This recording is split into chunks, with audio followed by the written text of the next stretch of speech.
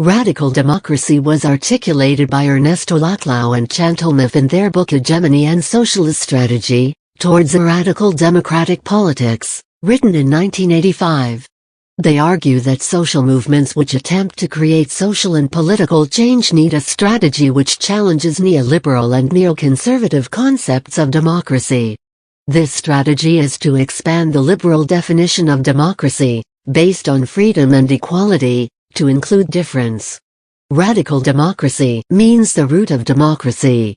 Laclau and Mouffe claim that liberal democracy and deliberative democracy, in their attempts to build consensus, oppress differing opinions, races, classes, genders, and worldviews. In the world, in a country, and in a social movement there are a plurality of differences which resist consensus. Radical democracy is not only accepting of difference, dissent and antagonisms, but is dependent on it.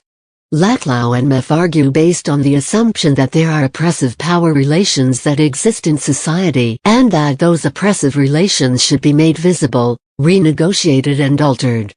By building democracy around difference and dissent, oppressive power relations existing in societies are able to come to the forefront so that they can be challenged.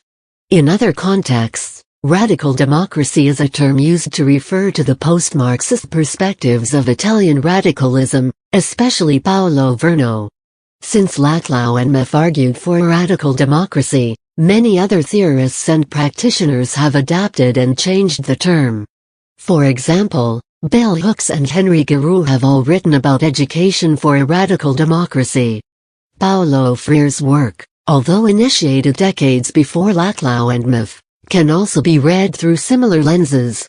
Theorists such as Paul Chatterton and Richard J. F. Day have written about the importance of radical democracy within some of the autonomous movements in Latin America, namely the EZLN, Zapatista Army of National Liberation in Mexico, the Mountain Standard Time, Landless Workers Movement in Brazil, and the Piquetero, an employed workers movement in Argentina.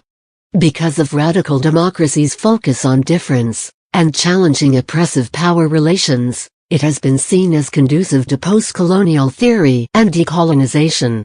However, the concept of radical democracy is seen in some circles as colonial in nature due to its reliance on the Western notion of democracy.